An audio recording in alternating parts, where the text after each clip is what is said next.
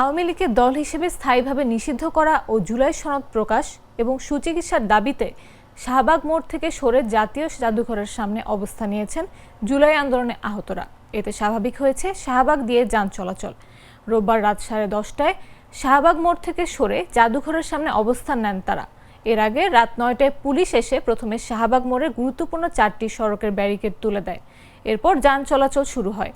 তবে এরপরও শাহবাগ মোড়ের মাঝখানে বসে স্লোগান দিচ্ছিলেন আহতরা। পরে তারা জাদুঘরের সামনে চলে যান। আন্দোলনরতরা বলছেন, আওয়ামী লীগকে দল হিসেবে নিষিদ্ধ করতে হবে, জুলাই সনদ প্রকাশ ও আহতদের সুচিকিৎসার ব্যবস্থা করতে হবে।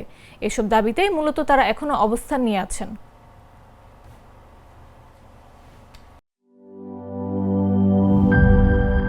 বান্ডেল থাকলে প্রতি সেনমানিতে টাকা বাঁচবে। বিকাশ সেনমানি বান্ডেল কিনে জিতুন প্রতি লেনদেনে।